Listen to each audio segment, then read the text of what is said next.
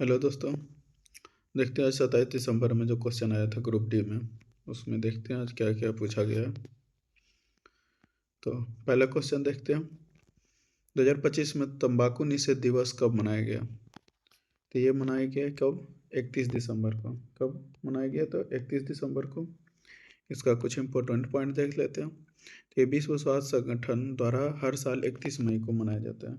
किसके द्वारा? तो विश्व स्वास्थ्य संगठन WHO द्वारा मनाया जाता है। और इस बार का जो थीम है वह तंबाकू निकोटिन उत्पादों पर देश की राजनीतियों का उजागर करना। अगला क्वेश्चन है, वर्ष 2025 में किस भारतीय पैरा तीरंदाज को देश के चौथे सर्वश्रेष्ठ नागरिक सम्मान पद्मश्री से सम्मानित किया गया? तो ये सम्मानित किए गए हैं इनको हरविंदर सिंह को। अगला क्वेश्चन देखिए, इसका हरविंदर सिंह जो पैरा तीरंदाज हैं जो 2025 पद्म पुरस्कारों में सम्मानित प्रमुख खिलाड़ी हैं। आर अश्विन भी है। आर अश्विन कौन? तो क्रिकेट से। और आर श्रीजेश, PR श्रीजेश जो है ये हॉकी से हैं। अगला क्वेश्चन है, दिसंबर 2025 में भारतीय रिजर्व बैंक ने सहकारी बैंकिंग क्षेत्र को मजबूत करने के लिए 4 सरकारी बैंकों के विलय को किस अधिनियम के तहत मंजूरी दी है? तो इसका देखते हैं। तो ये दिया है बैंकिंग विनिमय अधिनियम 1949। किसके द्वारा? तो बैंकिंग विनिमय अधिनियम 1949। इसका देखते हैं व्याख्या। तो RBI धारा 44A के तहत मंजूरी दी है। कब दिया है? तो 15 दिसंबर 2025 को। उद्देश्य क्या है इसका? कि सहकारी बैंकिंग प्रणाली को सुदृढ़ करना, बनाना या करना। अगला क्वेश्चन है कि मई 2025 में घोषित IFF अवार्ड 2024-25 में वर्ष के सर्वश्रेष्ठ खिलाड़ी का पुरस्कार किसे मिला है? तो ये मिला है आपका सुभाषिस बोस को। किसको मिला है? सुभाषिस बोस को। इसका इम्पोर्टेंट IFF द्वारा 2025 में वर्ष सर्वश्रेष्ठ खिलाड़ी इन्हें घोषित किया गया। अगला क्वेश्चन है, अप्रैल 2025 में 75 मीटर की बाधा पार कर 75.56 मीटर के नए डिस्क थ्रो विश्व रिकॉर्ड के साथ पहले एथलीट कौन बने? तो ये बने मिकोलस अलेखना। कौन बने? तो मिकोलस अलेखना। कब ये हुआ था आयोजन? तो ये 13 अप्रैल 2025 को हुआ था। स्थान ओक्लाहोमा अमेरिका में हुआ था। और इन्हें 75.56 मीटर थ्रो का नया रिकॉर्ड बनाया। अगला क्वेश्चन देख लेते हैं।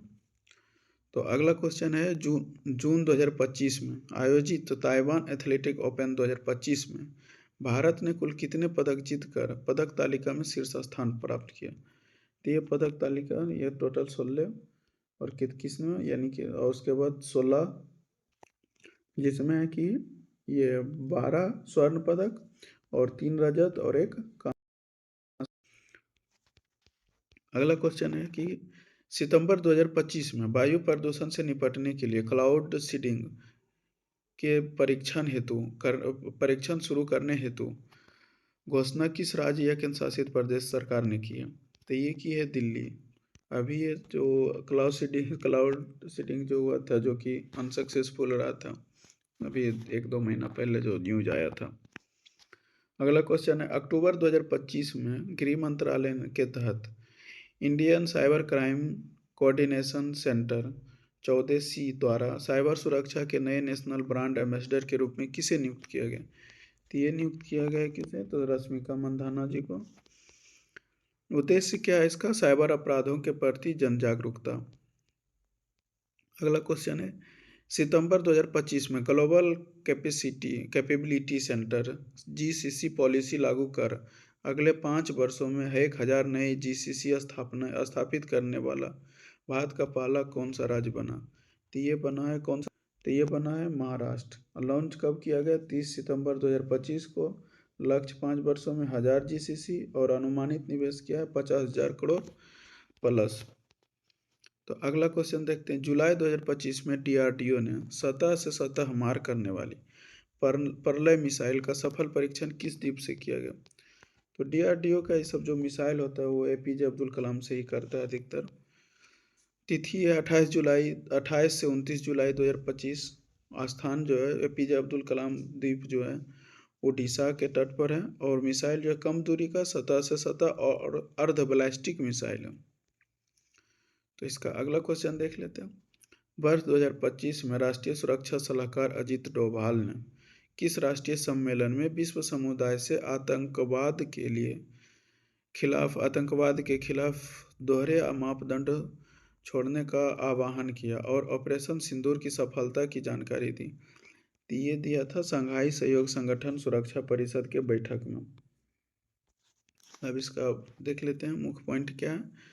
तो वर्ष 2025 में राष्ट्रीय सुरक्षा सलाहकार NSA अजीत डोभाल सर ने संघाई सहयोग संगठन सुरक्षा परिषद सचिवों की G20 बैठक में विश्व समुदाय से आतंकवाद के खिलाफ दोहरे मापदंड छोड़ने का आह्वान किए और ऑपरेशन सिंदूर की सफलता की जानकारी दी। तो अगला क्वेश्चन है, नवंबर 2025 में ब्राजील में आयोजित होने वाला COP30 कॉन्फ्रेंस ऑफ पार्टी मुख्य रूप से किस अंतर्राष्ट्रीय ढांचे पर आधारित है? तो ये अंतर्राष्ट्रीय ढांचे जलवायु परिवर्तन और संयुक्त राष्ट्र फ्रेमवर्क जलवायु परिवर्तन और पर संयुक्त राष्ट्र फ्रेमवर्क कन्वेंशन, यह है UNFFCCCC। अगर देखिए तो कोप का पूर्ण होता है कॉन्फ्रेंस ऑफ पार्टी। COP30 जो है UNFCCC के अंतर्गत आयोजित किया जाता है और इसका आयोजन जो है 10 से 21 सितंबर 2025 के ब्लेम ब्राज़ील में हुआ था। कहाँ हुआ था? ब्लेम ब्राज़ील में हुआ था। अगला क्वेश्चन देख लेते हैं कि 29-30 मार्च 2025 को नई दिल्ली के विज्ञान भवन में आयोजित पर्यावरण 2025 पर 2 दिवसीय राष्ट्रीय सम्मेलन का उद्घाटन और अध्यक्षता किसने की? तो ये किए हैं कौन? द्रौपदी मुर्मू, अपना भारत के राष्ट्रपति। इस सम्मेलन का उद्घाटन का अध्यक्ष भारत के राष्ट्रपति द्रौपदी मुर्मू ने किए। आयोजक जो नेशनल ग्रीन ट्रिब्यूनल्स है NGT। अगला क्वेश्चन देखते हैं, भारतीय प्रतिस्थापना अभिक्रिया के दौरान जब एक एल्केन से एक हाइड्रोजन परमाणु हटाया जाता है तो उसका स्थान पर क्या जुड़ता है? तो हेलोजन और अन्य क्रियाशील समूह जुड़ता है, जैसे एल्डिहाइड, कीटोन, एल्डिहाइड हो गया, कीटोन हो गया, एस्टर हो गया, ये सब जुड़ता है। तो एल्केन के प्रतिस्थापना अभिक्रिया से हाइड्रोजन के स्थान पर एक हेलोजन, क्लोरीन या ब्रोमीन या अन्य समूह जुड़ते हैं।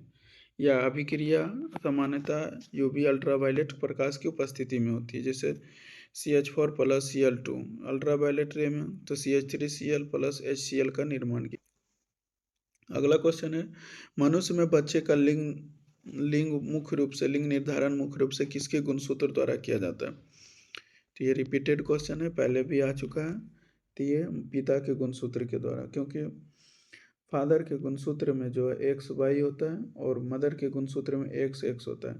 जब X फादर का X और मदर का X दोनों मिलता है तो बेटी, अब फादर का Y और मदर का X मिलता है तो बेटा।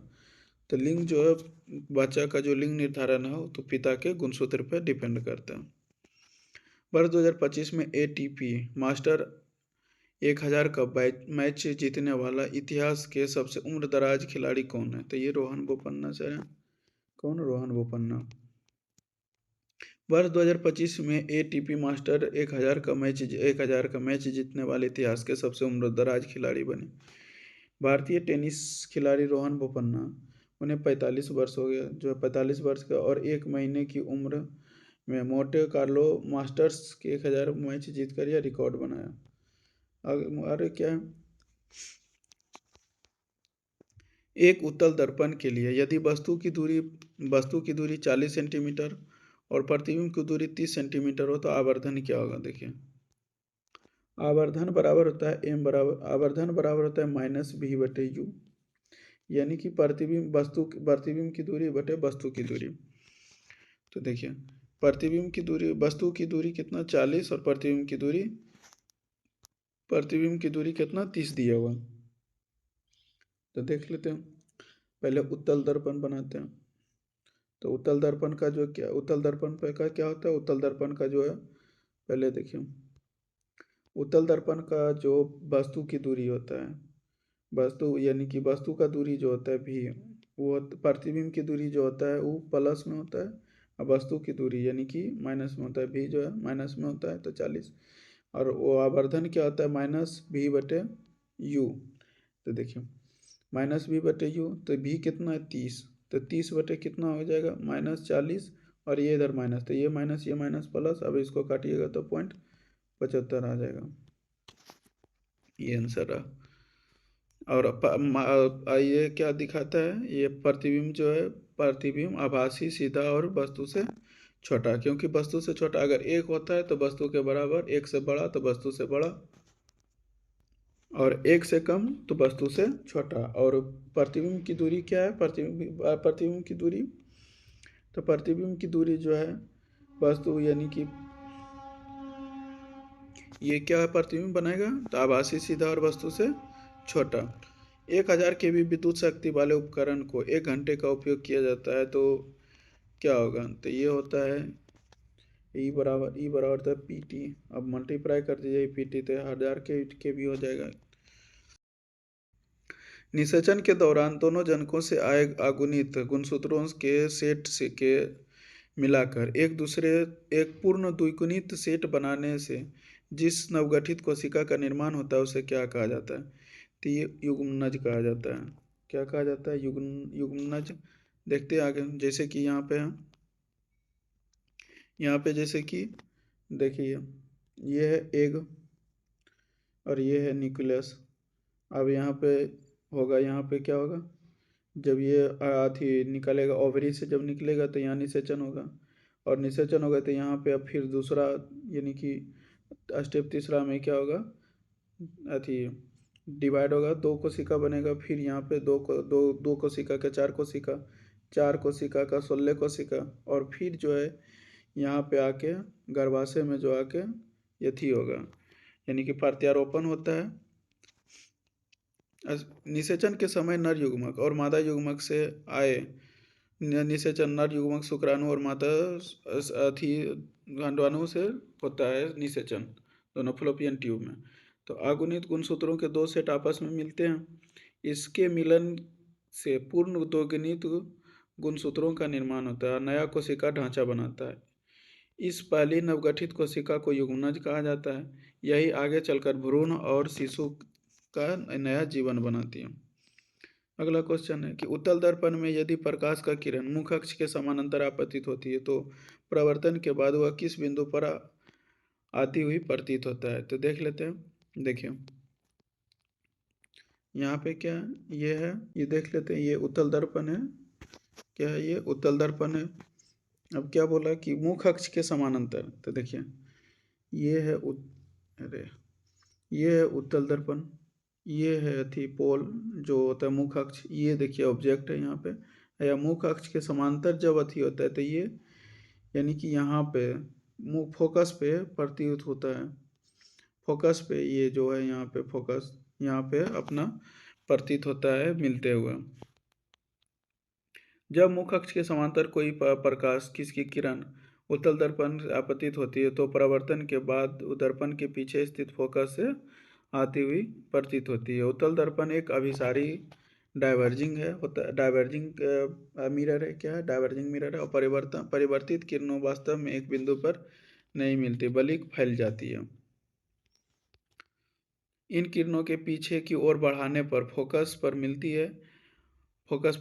है और मिलते हुए प्रतीत होती है, जो कि आभासी होता है। जैसे कि देखिए ये एक डाइवर्जिंग लेंस है, ये क्या करता है कि इस पर कोई भी प्रकाश पड़ता है तो इसको फैला देती है, जैसे अगर इधर आते इधर फैला देगी, इधर आते इधर फैला देगी। तो ये अगर मुख अक्ष के समांतर अगर कोई जाती है तो ये भी फैल जाता है, लेकिन इससे जब अथी ये जो होता है ये जो किरण, तो इसे अगर जब बढ़ाते हैं तो ये मुख अक्ष पे मिलता हुआ प्रतीत होता है।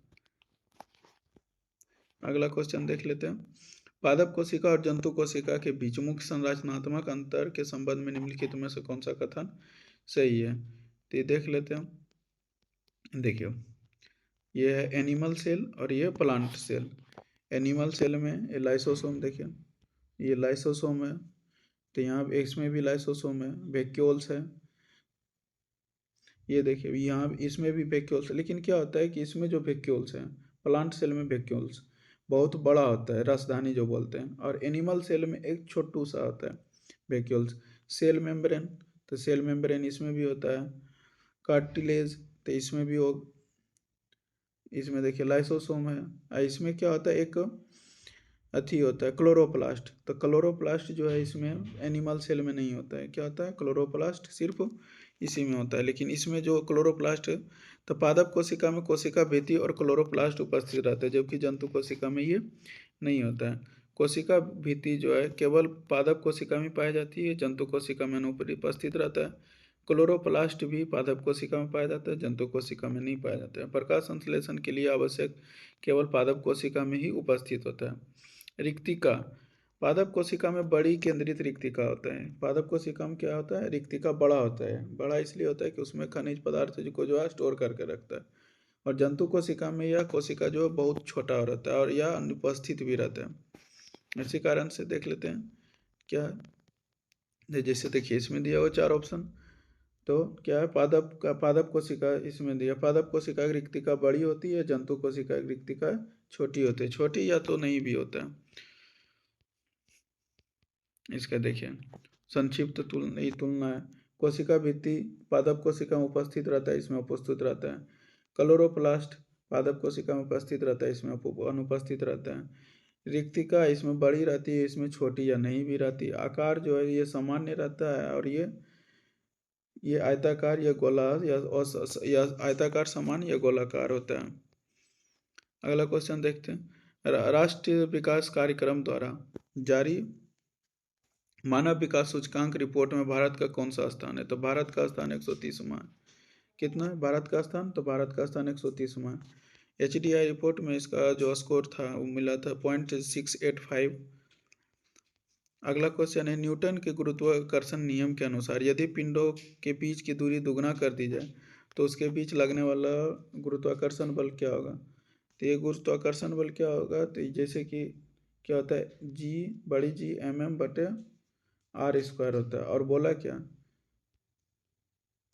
जैसे कि देखिए यहाँ जी mm बटे r²।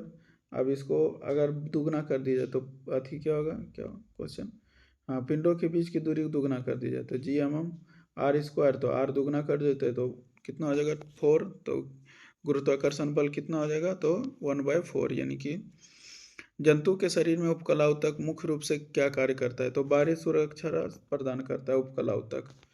जैसे देख लें ये एपिथेलियल टिश्यू है, cell membrane, nucleus, cytoplasm, simple squamous, ये सिंपल स्क्वेमस, ये और उसके बाद क्यूबाइडल में होता है, ये सिलिया होता है। जैसे कि हम लोग का जो अथी है, मतलब आमाशय है, आमाशय का जो कोशिका बना हुआ ऊपर वाला, तो वो क्या होता है अथी कोवाइडल यानी कि घनाकार एपिथेलियम का बना होता है, जिसमें कि सिलिया पाया जाता है। और सिलिया का मेन कार्य क्या होता है कि मतलब खाद्य पदार्थ को क्या होता है अवशोषित करके रक्त में उसको ट्रांसफर करना। उपकला ऊतक का मुख्य कार्य कि शरीर और उसके अंगों की सतह को ढकना और सुरक्षा प्रदान करना। इसका देखिए शरीर के बाहर सतह और आंतरिक अंगों की रक्षा करना। अवशोषण आंतों की उपकला पोषक का अवशोषण करना। स्राव अस्क्रेशन, ग्रंथि, जैसे ग्रंथि में होता है घनाकार एपिथेलियम होता है। घनाकार एपिथेलियम जो है ग्रंथि का जो अथी होता है, जो ग्रंथि का कोशिका घनाकार एपिथेलियम का बना होता है। ये सब मानव मस्तिष्क का कौन सा भाग सोचने, याददाश्त के तर्क जैसे थी उच्च बौद्धिक गतिविधियों के लिए उत्तरदायी होता है, तो ये परामस्तिष्क होता है। इसका देख लेते हैं, ये देखिए सेरिबेलम है, ये सेरिबेलम, और ये सेरिब्रम, और ये ब्रेन स्टेम है, जो कि हम लोग का ये ब्रेन स्टेम जो ये हम लोग का अथी से जुटता है, क्या चीज़, ये रीढ़ काटी जो बोलते हैं, अथी मेडोला अथी मेरोराज्यू जो बोलते हैं। सेरिब्रम या अग्रमस्ति, सेरिब्रम और या तो अग्रमस्ति, तो इसमें दिया हुआ या सेरिब्रम या अग्रमस्ति जो है परामस्तिष्क का ही भाग होता है। तो आसपास सेरिब्रम मानव मस्तिष्क का सबसे बड़ा भाग है। क्या मानव मस्तिष्क, सेरिब्रम मानव मस्तिष्क का सबसे बड़ा भाग है। मस्तिष्क का वह भाग जो उच्च बौद्धिक क्रियाओं के लिए नियंत्रित करता है। जैसे सेरिब्रम क्या करता है, सोचता है, थिंकिंग करता है, यादाश्त, तर्क का निर्णय करता है, सीखता है और इच्छा अनुसार मांसपेशियों का गतिविधि करता है। सेरिब्रम दो भागों में बांटा जाता है, दायां भाग और बायां भाग अर्धगोलार्ध में। इसकी बाहरी परत को सेरिब्रम कॉर्टेक्स कहते हैं। यह सोच समझ के स्मृति और जुड़ी गतिविधियां होती हैं। अगला क्वेश्चन है कि नवंबर 2025 में हुए विधानसभा चुनाव के बाद नीतीश कुमार एनडीए गठबंधन के साथ मिलकर किस राज्य में नई सरकार बनाए? विधानसभा, तो ये बिहार में होगा, सॉरी, ये नीतीश कुमार बिहार में बनाए थे। और ये कितना 202 सीटों पर एनडीए का गठबंधन बना। निम्नलिखित में कौन सा कोलाइड का उदाहरण नहीं है? तो कोलाइड का उदाहरण जो ये अभी क्वेश्चन आया था, ये अगला ये 26 में आया था हुबहू, मतलब इसमें आया था समांगी और विषमांगी मिश्रण के लिए आया था। तो उसमें हम बताए थे कि मतलब पूरा इसका डिटेल, तो वायु क्या है, एक समांगी मिश्रण है। और कोलाइड जो होता है एक विषमांगी मिश्रण का ही उदाहरण है, विषमांगी मिश्रण का उदाहरण है कोलाइड। कोलाइड के कणों का आकार माध्यम होता है और वे टिंडल प्रभाव दिखाते हैं। चीनी के घोल सत्य क्योंकि इसके कारण अत्यधिक छोटे होते हैं, टिंडल प्रभाव नहीं दिखाता है। मिश्रित पूरी तरह से समांगी होता है और जो समांगी होता है वो कोलाइड नहीं होता है। अगला क्वेश्चन देखते हैं, यदि किसी वस्तु पर लगाया गया बल और वस्तु का विस्थापन दोनों एक ही दिशा में हो तो किया गया कार्य की प्रकृति क्या होगा? क्या बोला, किसी वस्तु पर लगाया गया बल और वस्तु का विस्थापन दोनों एक ही दिशा में, तो कार्य का प्रकृति क्या होगा? धनात्मक होगा। जैसे कि कोई वस्तु है और हम इधर फोर्स लगा रहे हैं, ठीक, और इधर ही विस्थापन हुआ, तो ये जो कार्य होगा ये धनात्मक होगा। जैसे उसके बाद अगर हम कोई फोर्स लगा रहे हैं, इधर फोर्स लगा रहे हैं और ये विस्थापन हो भी नहीं किया, तो ये क्या होगा, इसका कार्य क्या हो जाएगा? शून्य। ठीक, अगर अगर हम कोई फोर्स लगा रहे हैं और उसके बाद जैसे कि देखिए किसी वस्तु पर लगाया गया बल और विस्थापन एक ही दिशा में हो तो किया गया कार्य धनात्मक होता है। जैसे एफ एस कॉस थीटा, अगर एफ बराबर 0 डिग्री है तो वो 0 डिग्री का मान 1 होता है, तो एफ एस कॉस थीटा और 1 रखिएगा तो कार्य होगा। इतना था क्वेश्चन। अगर वीडियो अच्छा लगे तो चैनल को सब्सक्राइब कीजिए, और जो आगे जिसका शिफ्ट है वो तो एनालिसिस वीडियो ज़रूर देख के जाएं, क्योंकि बहुत इसमें भी 4-5 क्वेश्चन रिपीटेड आया, तो रिपीटेड क्वेश्चन कम से कम ज़रूर होगा। तो वीडियो को जो जिसका मतलब आगे का शिफ्ट है तो भी एनालिसिस वीडियो ज़रूर देख के जाएं।